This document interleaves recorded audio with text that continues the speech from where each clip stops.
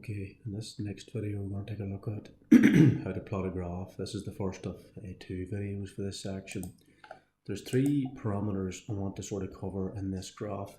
The first one is quite simply being able to understand how to label both the x and the y axes, understand about the scaling, the necessary scaling of the axes, both the y and x axes, and then finally the third one is just how do you plot points sufficiently on a graph as well.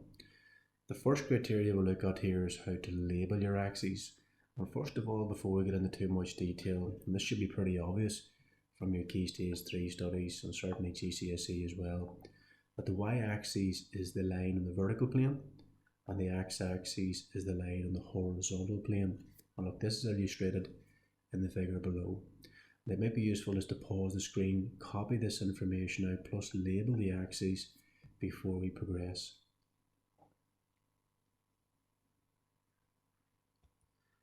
Now, when pupils are labelling both the y and x axes, a lot of students will make a very simple and very common mistake, and they decide to put the unit inside a set of brackets. Now, it doesn't matter what exam board you're doing this for, whether it's CCEA, I don't know, for marking exams for Excel, that's wrong. You will lose marks for putting the units inside brackets on either axis. So this technique is wrong, and you must not put your units inside brackets. And again, if you want to pause the screen and just copy down the information as well.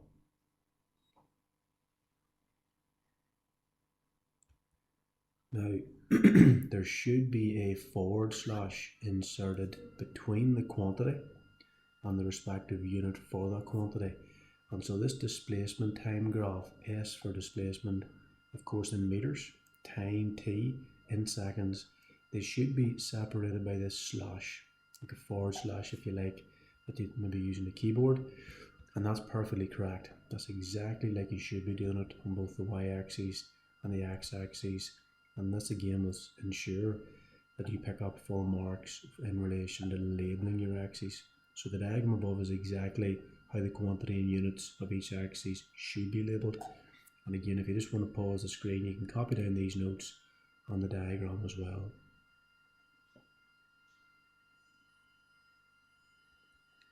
And that really ticks off the requirements of the first learning objective. You can now sufficiently label each of the axes on the graph. Alright. The second criteria we're going to look at now is a bit trickier, is in relation to scaling your axes.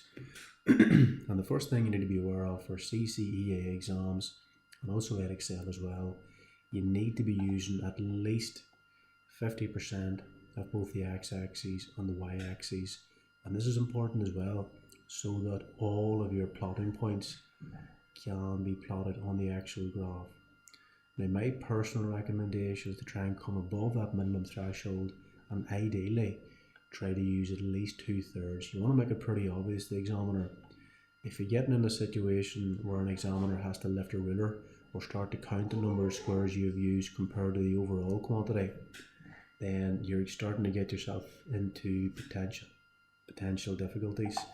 Now look, this concept is illustrated in the figure below. So you can see the overall length of the y-axis is L, and you need to be ensuring you're coming up at least 0.5 L, or 50% of the overall vertical height. So effectively this purple line here, your graph needs to be using at least that proportion of the y-axis. And if you recall, ideally I would personally like to see your plotting points coming up to a minimum of 2/3 of the graph. Again, at GCSE it's sort of designed that it is pretty straightforward to use probably at least 80%. At A level, sometimes it does require a little bit of extra work on the student's behalf to get that scaling appropriately. Similarly, your x-axis also needs to be using at least 50% of its axis. So if I come across the total distance L, again I need to be coming across at least 0.5 L. On that green line again, you need to be making sure you're using at least 50% of that x-axis, and ideally you'd really want to be using at a minimum, for me anyway, if you can try to get at least 2/3. And again, if you just want to pause the screen, you can copy down the notes and carefully copy out the respective diagram as well.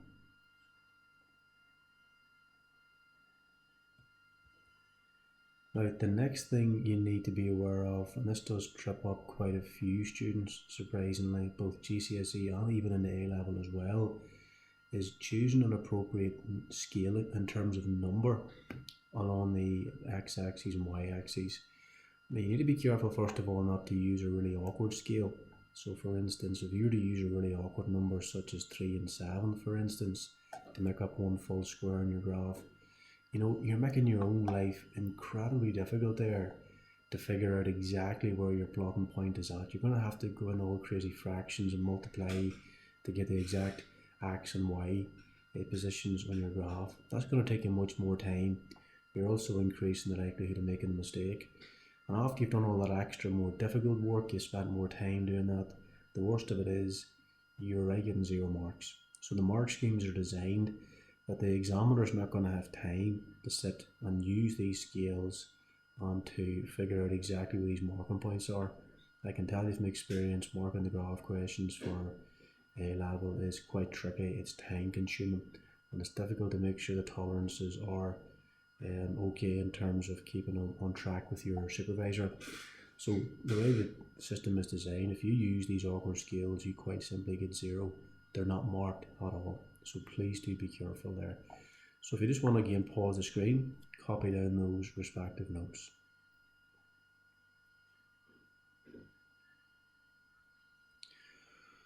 Now also you need to make sure, and this does trip up some students as well, that you do choose a consistent interval across each axis. So maybe you've satisfied this one, maybe you've used 2 or maybe 10, maybe for instance you've got 10 wee small squares built into one big square, and each wee tiny square therefore represents 1. It's perfect, it makes it very, very easy. But you need to also make sure that if you're using a certain interval up as far as the first big square, you need to make sure you keep that same interval throughout. So here's a typical response you might see from some students. Let's say they've got in just 5 sets of results for extension. That's respective extension, of course, depending on the respective load that they've gathered in. Now their actual raw data has extensions of 2, 5, 9, 16 and 22 millimeters respectively. Some students will just literally pit their raw data figures that they're provided in the examination for each square, and that's problematic because the first square here is showcasing an interval of 2 millimeters. The next one's got a difference, you can see an interval of 3 millimeters. The next one's got an interval, of course, of 4 millimeters. They're not consistent, and as a result, again, you will lose marks in the exam. Alright, so if you again just want to pause the screen, copy down those notes on the diagram as well.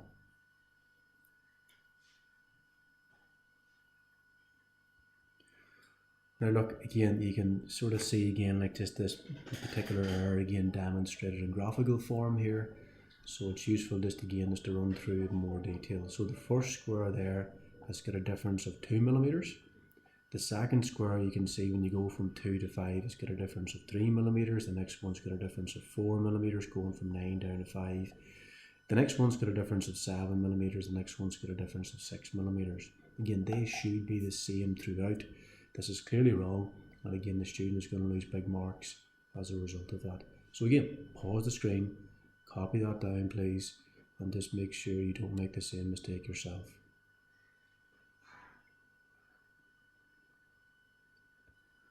Now, just going back to that previous example, let's say the raw data gathered by the student was fine, and the maximum extension was indeed the 22 millimeters. Now, the student probably should have designed that graph to look something like this. Alright, so intervals of 5 would have worked out perfectly fine.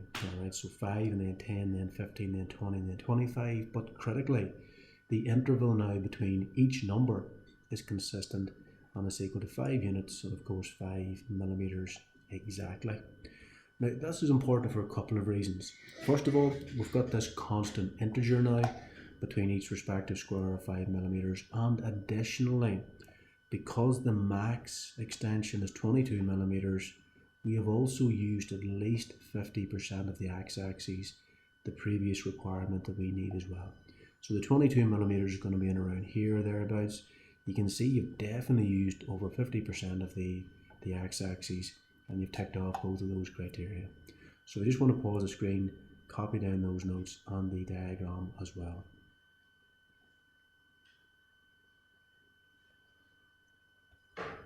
And that really ticks off your requirements in relation to scaling your axes.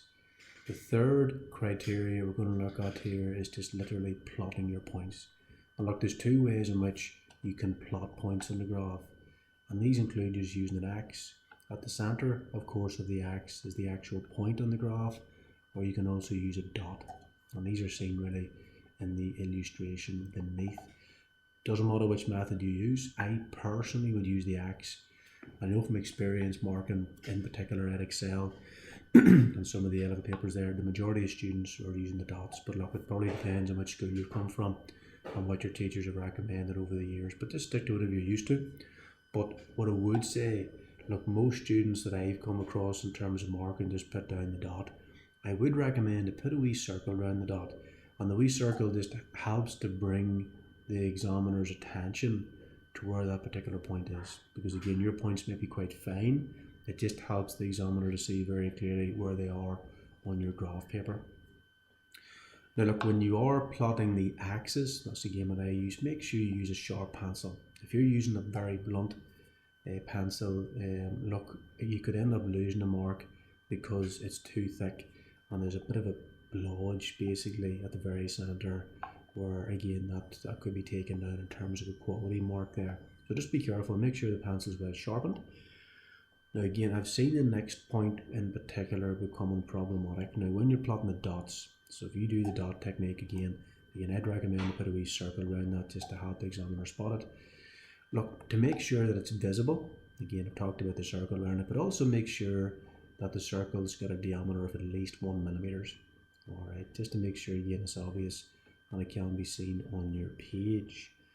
Now don't go beyond that, so any bigger than this and they are considered blobs. Now that's an official term used again by the Excel team, and those blobs are not counted as sufficient plotting points. They're going over too much of the graph, and as a result, if those circles are too big, they're blobs, and you lose off them, all the marks are lost in relation to your plotting points. And most graphs typically have got 2 marks for your plotting points, so you don't want to be losing them. So please do be careful. Well sharpened pencil, don't make the diameter too big, but again you do want to make it big enough that it's obvious and it can be seen by the examiner. So again, you just want to maybe pause the screen, copy down the points and just the wee diagram as well.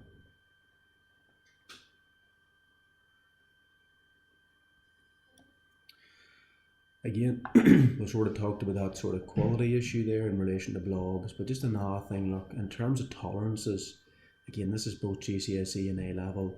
Most of them, depending on the actual graph on your page and how big each wee square is, the tolerances generally speaking are plus or minus 1 millimeter in both the X and the Y direction. So again, there is an element of making sure that you diligently plot your points and they are correct. Now again, different exam boards use different techniques for checking them. I'm not going to go into that. Certainly for Excel, they check the very bottom and the very top point, and then the points that are furthest away from the line of best fit. But I think as a student, you should take it that every one of your points could potentially be checked. And again, therefore, if you're not inside those tolerances, you're going to lose easy marks. So do be careful there. And again, if you just want to pause the screen, you can just add that extra comment in along the very bottom.